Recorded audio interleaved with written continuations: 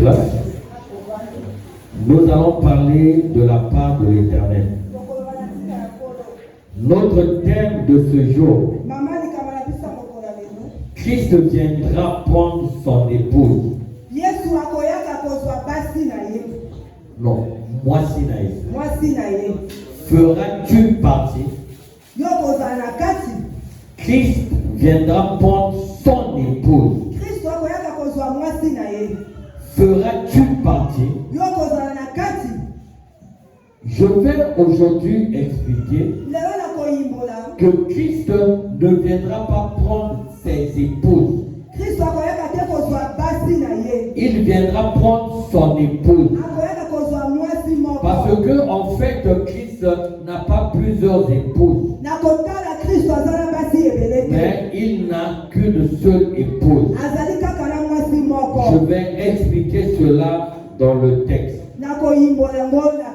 Nous allons nous lever pour lire le premier verset. Apocalypse 19, 9. Apocalypse 19, 9. On peut lire chapitre 19, le verset 9. Et l'ange me dit, écris, heureux ceux qui sont appelés au festin des noces de l'agneau. Et il me dit, ces paroles sont les véritables paroles de Dieu. Amen. Amen. La Bible dit, prenez place. La Bible dit, heureux ceux qui vont, non, heureux ceux qui sont appelés au festin des noces de l'agneau. Et il me dit, ces paroles sont les véritables paroles de Dieu. Donc la vraie parole de Dieu, c'est lorsque l'on parle de l'héritage après la mort.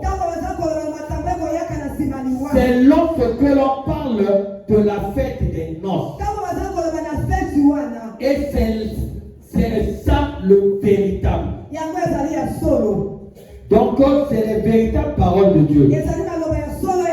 Les véritables paroles de Dieu, c'est lorsque l'on parle de ce que l'homme va recevoir après. Raison pour laquelle la Bible dit, cherchez premièrement le royaume et la justice de Dieu, et le reste vous sera donné par-dessus. Donc ce qui compte pour Dieu, ce n'est pas d'abord le reste. On peut manquer le reste, on peut vivre pauvre, mais on ne peut pas perdre son âme.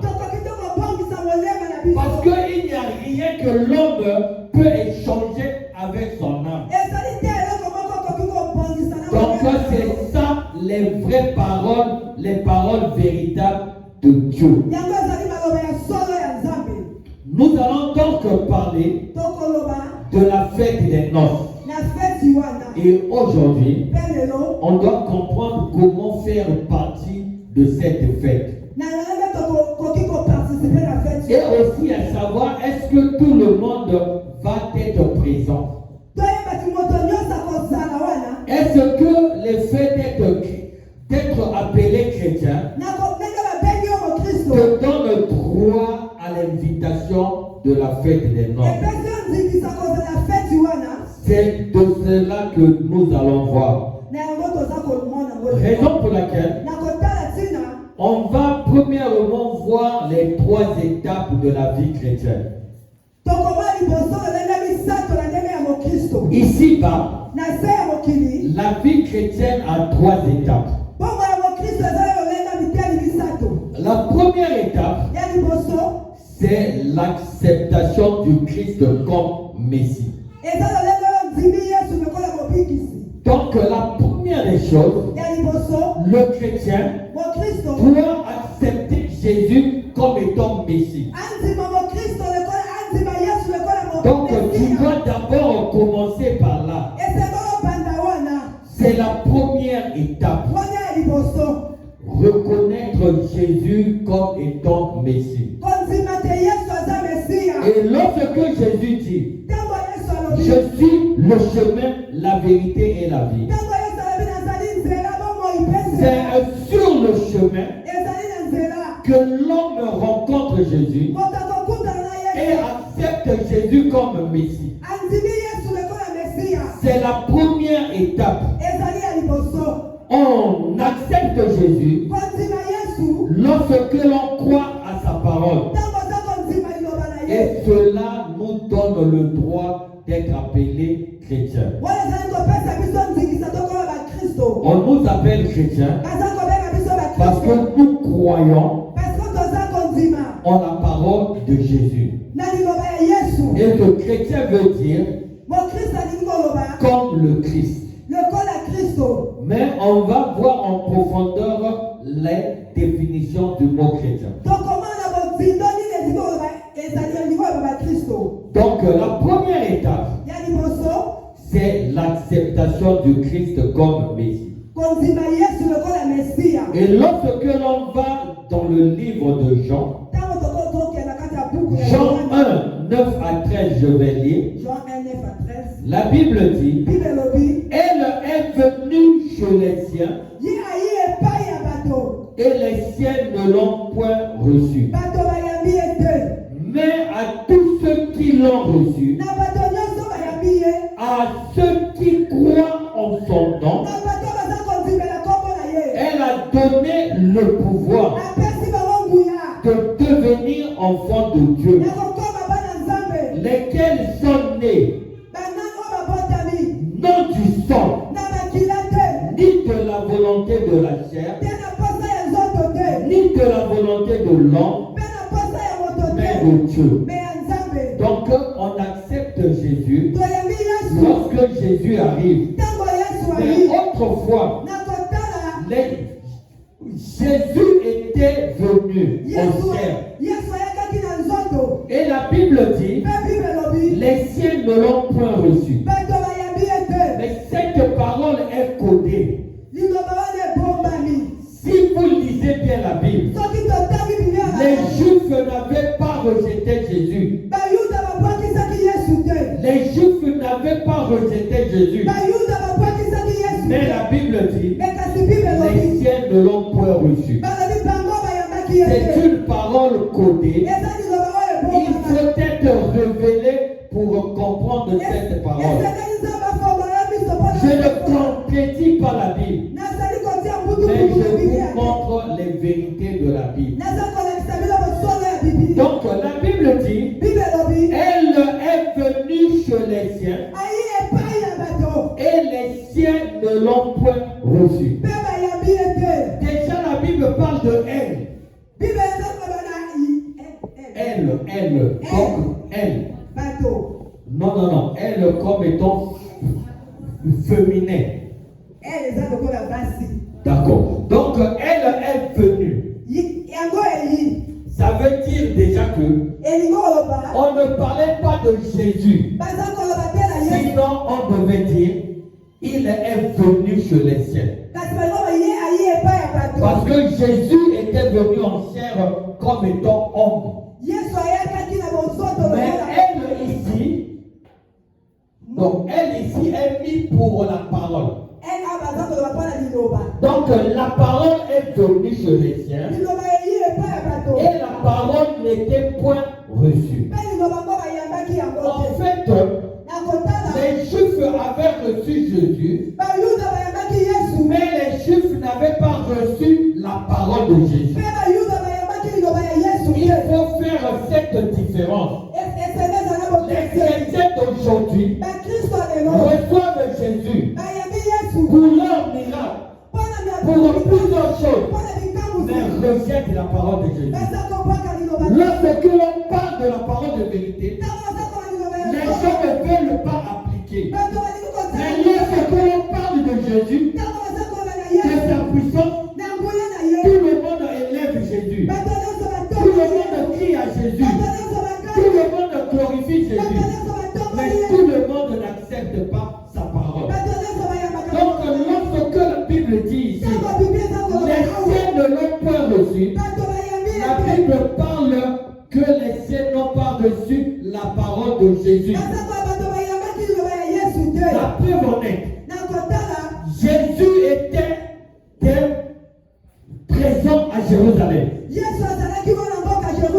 il était invité à des mariages. Une personne rejetée ne peut pas être invitée. Mieux encore, Jésus a prêché dans la synagogue. On ne prêche pas dans l'église si vous n'êtes pas considéré. Je ne peux pas donner à l'église, donner la parole à une personne que je rejette. Non, les Juifs n'ont pas rejeté Jésus. Ils ont donné à Jésus la chair prêchée dans la synagogue. Jésus traînait les foules. Les gens allaient derrière Jésus. Ça veut dire que les Juifs suivaient Jésus. Mais lorsque Jésus a parlé, les Juifs ne l'ont point reçu. Ils ont reçu Jésus pour le miracle des pains. Ils ont reçu Jésus pour plusieurs choses, mais pas sa parole. Et que cela, Jésus le dit dans Jean 8, 37. Jésus dit, vous cherchez à me faire mourir parce que ma parole ne pénètre pas en vous. Leur problème, c'était pas la personne de Jésus. Mais leur problème, c'était la parole de Jésus. Et que le même problème est encore présent jusqu'aujourd'hui. On n'accepte pas la parole de Jésus. Lorsque l'on parle de futilité, les gens sont contents. Mais lorsque l'on parle de la parole de vérité, combien de chrétiens aiment la parole de vérité? Il faut seulement aller sur TikTok. Lorsque les influenceurs en quittent, ceux qui cherchent des paroles qui plaisent à l'homme, ils prêchent, ils libèrent une parole. Tout le monde reprend la chose. On voit plusieurs TikTok qui imitent les choses, dans leur TikTok. Mais lorsque l'on parle, sauvez vos vies. Combien reproduisent cela? Vérifiez vous-même. Vous êtes attirés par les influenceurs.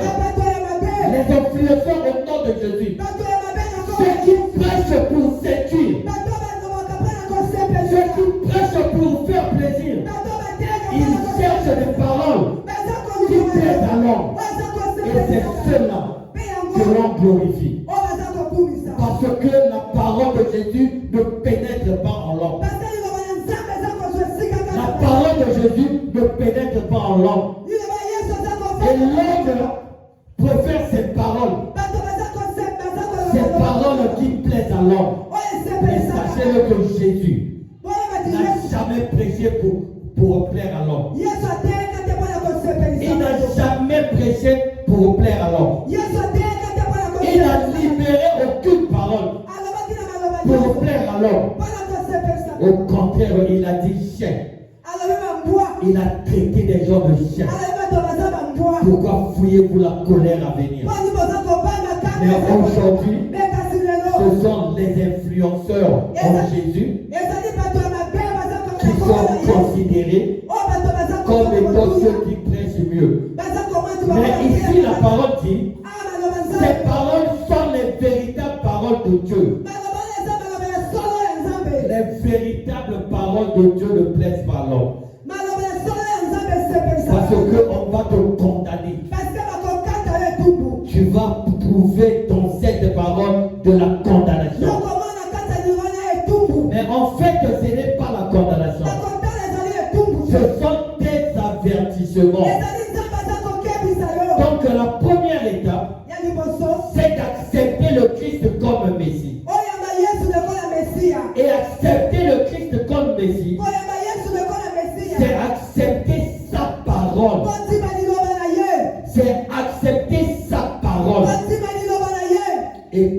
chrétien accepte la parole de Dieu.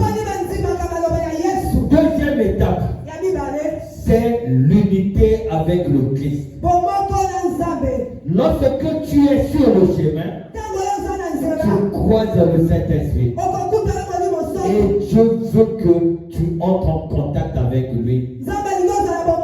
Et lorsque tu acceptes de vivre selon le Saint-Esprit, tu as créé l'unité avec le Christ. À ce moment-là, tu ne vis plus comme tout le monde. Tu ne te caches plus derrière la grâce pour pécher et se cacher derrière la grâce. Et nombreux pêchent parce qu'il y a la grâce. Parce que la Bible dit, là où le péché a abondé, la grâce a surabondé. Raison pour laquelle je peux pécher, je vais demander pardon. C'est la parole de Dieu. Tu as péché, tu vas t'être pardonné. Mais est-ce que c'est une raison de pécher parce qu'il y a la grâce? La Bible nous donne la réponse. Romains 6, 1 à 2. La Bible dit, que dirons-nous donc? Demeurerions-nous dans le péché afin que la grâce abonde?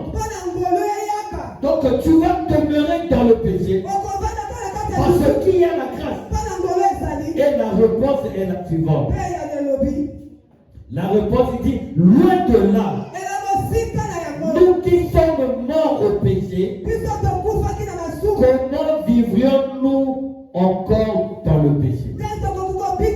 Donc lorsque tu es uni avec le Christ, tu meurs avec lui et tu ressuscites avec lui, tu vas maintenant pécher par accident. Donc on pêche par accident parce que tu es humain, tu as les faiblesses, tu peux pécher, la grâce est là, mais tu pêches par accident. Tu ne peux plus pécher sciemment. Tu ne peux pas dire je vais pécher pour demander pardon.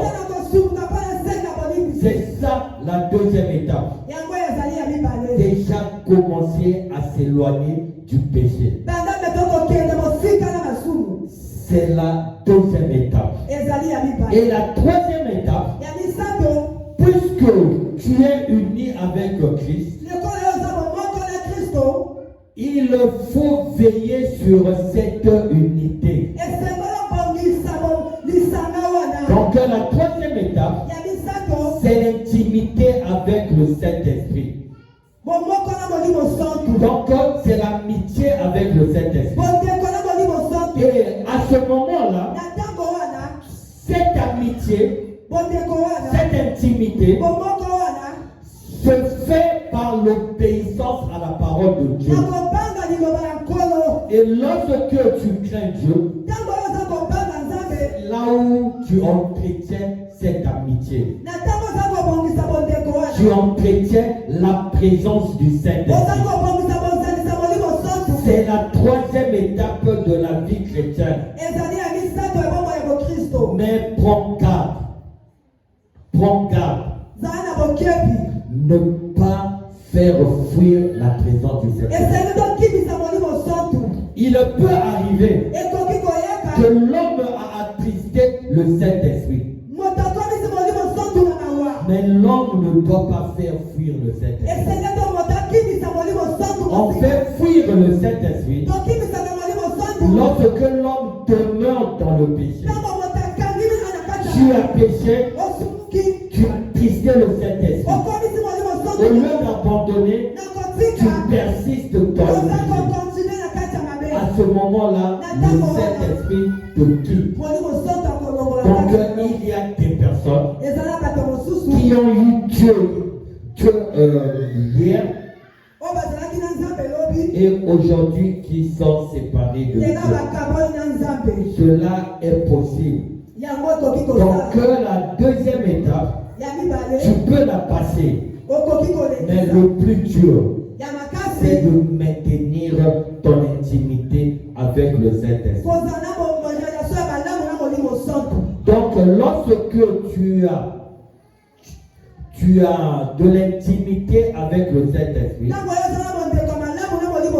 tu prépares la fête des noces. Donc ceux qui veulent aller un jour à la fête des noces doivent premièrement veiller sur leur relation avec le Saint-Esprit. Et cette préparation n'est autre qu'une vie de crainte de Dieu. Lorsque tu crains Dieu, c'est ça entretenir la présence du Saint-Esprit. Entretenir la présence du Saint-Esprit, c'est se préparer pour la fête des noces. Donc on peut écrire ton nom comme invité aujourd'hui. Quelque temps après, on va effacer ton nom. Parce que tu n'as pas pu maintenir cette présence en toi. Lisons la Bible, Apocalypse 19, 7 à 9. Apocalypse 19, 7 à 9. La Bible dit: réjouissons-nous et soyons dans l'allégresse, dans la joie. Et donnons-lui gloire. Car les noces de l'agneau sont venues et son épouse s'est préparée. On nous demande de nous réjouir, d'être dans la joie. Pourquoi? La fête des noces est venue vers nous. Or hier, sous la loi, c'était à l'homme d'aller vers la fête des noces. Et que ce n'était pas facile d'y aller. Et personne n'a pu y aller. Mais aujourd'hui, la fête des noces est venue vers nous. Elle est venue comment? Elle est venue lorsque le Christ arrive. Il facilite les choses. Celui qui croit en lui, il te donne de la carte d'invitation. Donc, ce n'est plus nous qui allons vers la fête. C'est Jésus qui vient envers nous. La Bible dit: la fête des noces est venue à nous. Donc, à son épouse. Mais la noce arrive à nous lorsque l'on prêche la parole de Dieu. Lorsque l'on prêche la parole de vérité. À chaque fois que la vraie parole est prêchée, c'est la fête des noces qui est là. C'est à toi maintenant de prendre simplement ta carte. D'accepter cette parole, de la laisser en toi et de te conduire selon la parole de Dieu. Donc la fête des noces vient jusqu'à nous, afin que nous puissions simplement entrer en contact. À chaque prédication, la fête des noces est là. Est-ce que toi tu l'as saisi? Est-ce que tu l'as saisi? On ne peut la saisir que lorsque la parole pénètre en toi. Lorsque la parole trouve vie en toi. Et la Bible dit: il lui a été donné de se vêtir d'un fin lin. Donc la personne qui va être présente à la fête des noces doit être vêtue d'un fin lin.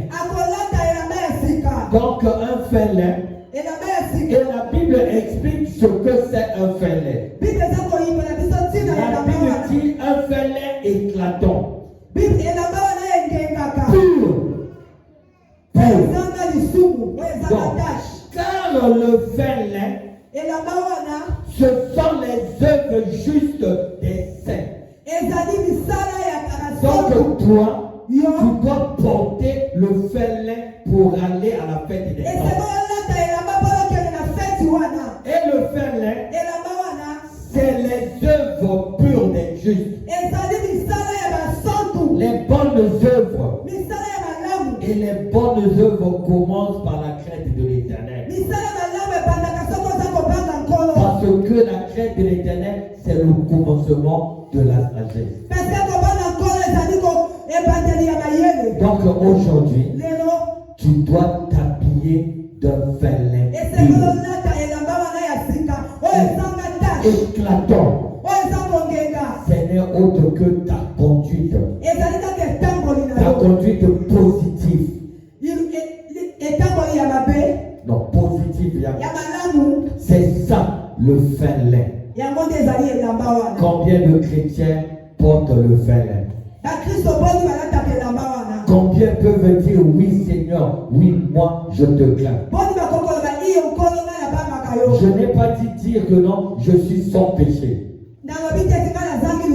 Mais c'est dire je te crains. J'ai suivi un témoignage. J'ouvre la parenthèse. Ce pasteur l'a dit. Il a fait un voyage au Brésil, je crois. Il dit il craint Dieu. Il témoigne dans l'église. Mais arrivé au Brésil, il a vu des belles filles qu'il n'avait jamais vues. Il a demandé de prendre une. Il a pris cette femme-là. Il a demandé le prix. Il a payé. Et arrivé dans la chambre d'hôtel, la fille s'est déshabillée. Et après, il dit non, je ne peux pas le faire. Il est sorti. Il a payé la fille est partie. Il a dit, après je me suis dit, pourquoi j'ai fait ça? Et après, une voix lui dit, ce que tu as fait, c'est ça la crainte de l'Éternel. La crainte de l'Éternel, c'est lorsque tu as envie de faire, mais tu n'as pas fait, parce que tu crains l'Éternel. Et c'est ça la crainte de l'Éternel. Ça ne signifie pas que tu es insensible.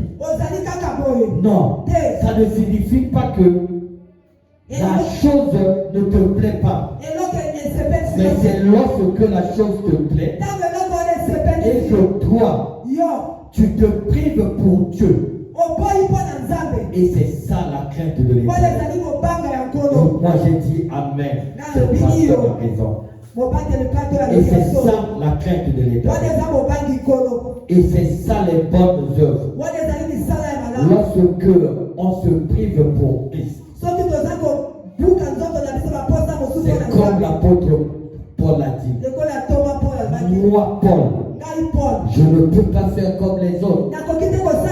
Prendre dans l'église une sœur et aller avec elle. Mais je ne le fais pas pour mon Dieu. Il ne le fait pas parce que Paul était insensible, mais parce que Paul craignait Dieu. Il a même dit, je ne vais pas me marier parce que je ne veux pas que la femme soit pour moi l'occasion de chute. Mais il avait les sens comme tout le monde. Il avait le désir comme tout le monde. Mais il s'est privé. C'est là où il dit, j'ai traité durement mon corps. Il a traité durement son corps. C'est ça la crainte de Dieu. On se traite plus que même ce qu'on a comme force. Et la Bible dit, verset 9, l'ange me dit, écrit, heureux ceux qui sont appelés au festin des noces de l'agneau. Donc heureux ceux qui seront appelés au festin des fêtes des noces. La fête des noces de l'agneau. Maintenant, deuxième étape de la prédication. Questions et réponses. Première question. Qui est épouse du Christ? Parce que le plus souvent on dit que non, je suis marié à Christ. Nous sommes les épouses du Christ. En fait, le Christ n'a pas plusieurs épouses. On a lu plus loin. La Bible dit son épouse est préparée. La Bible ne dit pas ses épouses. La Bible dit son épouse s'est préparée. Maintenant, qui est épouse du Christ? L'épouse du Christ, c'est le corps de Christ. Le corps de Christ. Donc c'est le corps du Christ. C'est l'ensemble des chrétiens qui craignent Dieu. C'est ça l'épouse. L'épouse, ce n'est pas individuellement. L'épouse, ce n'est pas une église locale. Donc vos débats de l'église de réveil, catholique, d'autres églises, Jésus vient apprendre son épouse. Et ceux qui forment l'épouse de Christ se retrouvent dans plusieurs églises de par le monde. Donc, ce n'est pas une communauté qui forme le corps de Christ. L'épouse. Non, mais c'est plusieurs personnes dispersées dans plusieurs assemblées.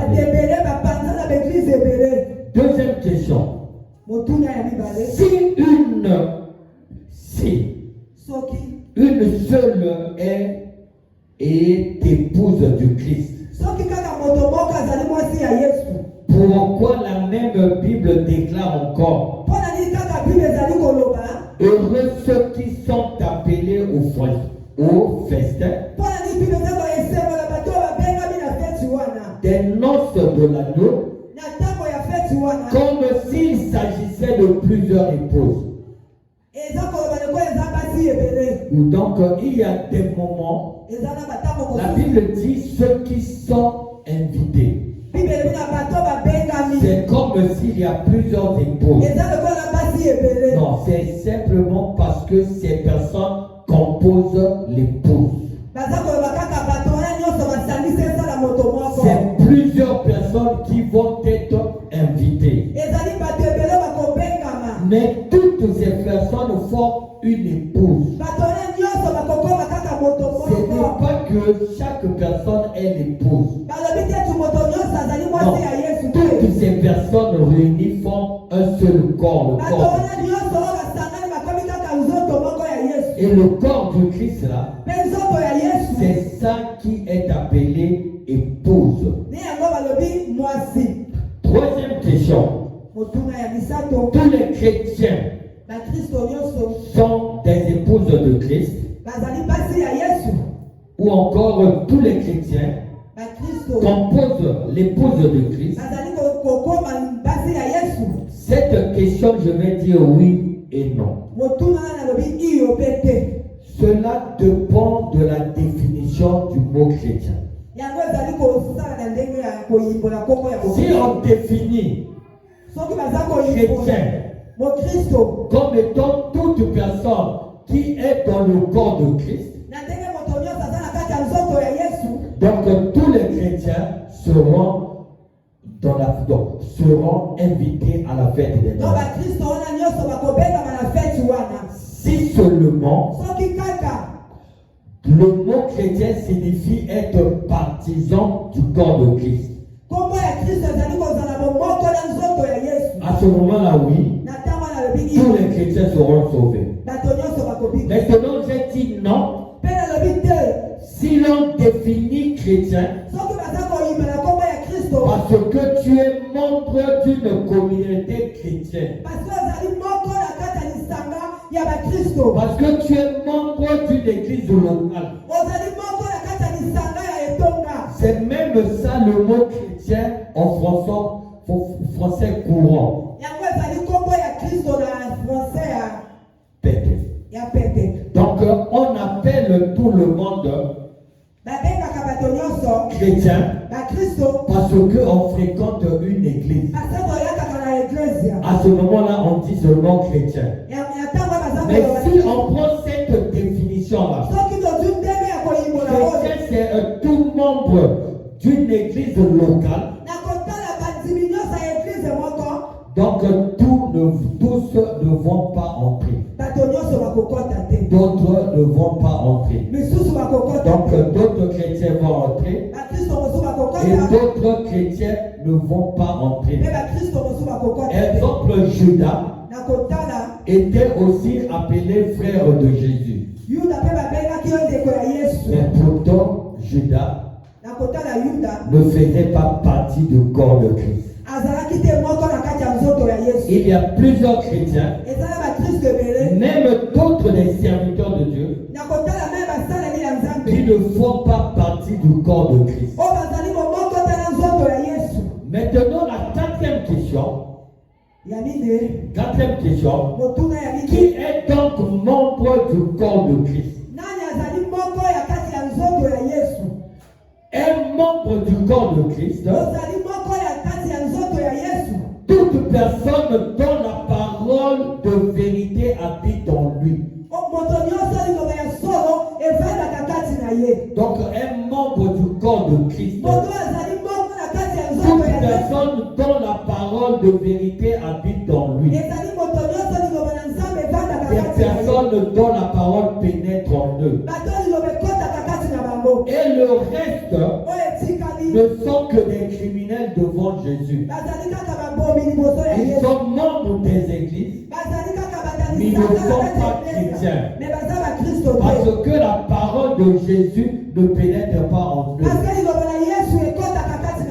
Et malheureusement, c'est là où on classe plusieurs chrétiens.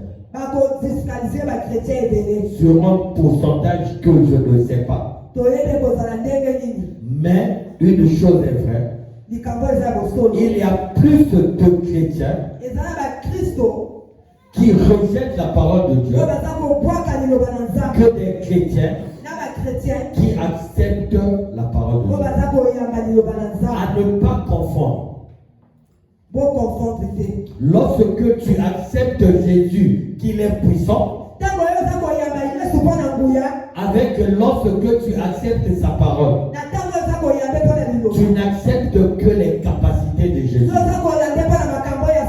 mais tu n'acceptes pas sa parole. Il y a une différence. Cinquième question. Quelle différence entre un simple chrétien et un chrétien membre du corps du Christ? Les simples chrétiens, ce sont ceux qui fixent leur regard sur les capacités de Christ, sur la puissance de Jésus, sur ce que Jésus peut faire pour eux. Ceux-là sont des simples chrétiens. Ils ne sont pas membres du corps de Christ. Et les chrétiens membres du corps de Christ, ce sont ceux qui fixent puissent le salut de leurs âmes. Donc ceux qui viennent à Jésus pour sauver leurs âmes, Seigneur, sauve mon âme. Ceux qui viennent à Jésus pour éviter le pire un jour, ce n'est que ceux-là qui sont membres du corps de Christ. Une autre question, sixième question. Avoir un don de Dieu est-il suffisant pour être membre du corps de Christ? Tu as un don, tu as la prophétie, don de miracle, tu as plusieurs dons. Ça vient bien et bien de Dieu. Je ne parle pas de ceux qui ont des dons du diable. Mais tu as un don de Dieu.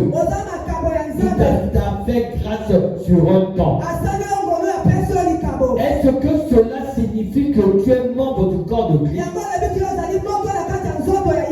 Pas forcément. On peut avoir des dons, mais sans être dans le corps de Christ. Dieu fait miséricorde à qui il veut. Il peut donner un don à un fou, à un magicien. Il est libre. Donc lorsque Dieu donne un don, ça ne garantit en rien ton éternité. Peut-être que d'autres ne croient pas. On va lire cela dans la Bible. Matthieu 7, 22 à 23. Suivez bien. Plusieurs me diront en ce jour-là, Seigneur, Seigneur, n'avons-nous pas prophétisé par ton nom? Ces gens-là n'ont pas prophétisé au nom du diable. Sinon que il ferait que non, moi j'ai servi le diable. Devant Jésus, ils vont dire à Jésus, j'ai prophétisé en ton nom. Ça veut dire que ils sont sûrs que ils n'ont pas parlé au nom d'un autre Dieu. Ils ont parlé au nom de Jésus.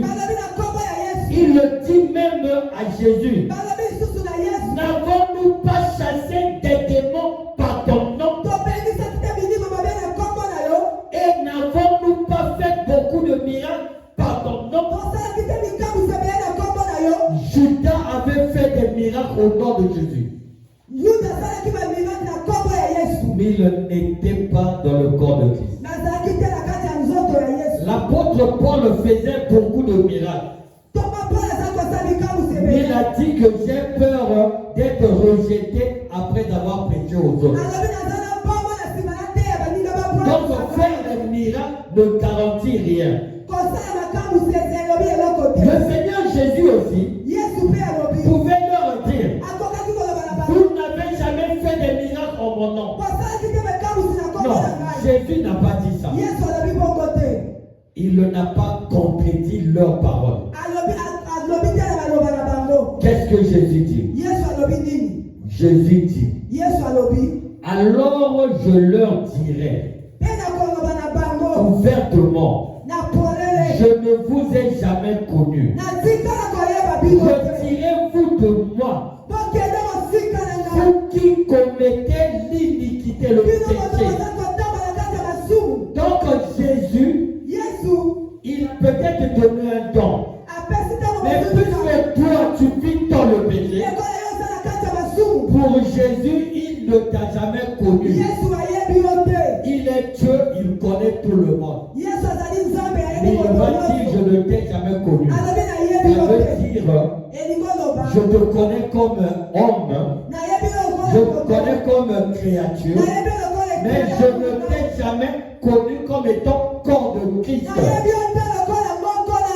Tu n'as jamais été corps de Christ. Malgré le don, malgré les miracles, tu n'as jamais été membre Jésus dit, je ne vous ai jamais connu. Alors que Jésus, s'il est Dieu, il connaît tout le monde. Mais il ne t'a pas connu comme étant membre du corps de Christ. Parce que là, il a besoin de ceux qui forment le corps de Christ. Pour la 7e question pour terminer. 7e question. Lesquels auront droit à la fête des noces? Donc lesquels sont membres du corps de Christ? Et la réponse vient de la Bible. Matthieu 7, 21. Jésus dit, ceux qui me disent Seigneur, Seigneur, n'entreront pas tous dans le royaume des cieux, mais celui-là seul qui fait la volonté de mon Père qui est dans les cieux. Tous ceux qui disent Seigneur, Seigneur, Jésus a voulu dire par là, tous ceux qui sont membres d'une église locale, tous ceux qui sont membres d'une communauté, ce sont ceux qui disent Seigneur, Seigneur, mais n'entreront pas tous, mais uniquement ceux qui sont membres du corps de Christ. Et qui est membre du corps de Christ? Celui qui fait la volonté du Père. Et combien font la volonté du Père? Combien de ceux qui disent Seigneur, Seigneur? Combien de chrétiens font la volonté du Père? Et là, la réponse, je laisse à toi-même. Fais-tu la volonté du Père? Ou bien tu ne le fais pas? Je ne te juge pas. Je demande à toi de répondre à ta question. J'ai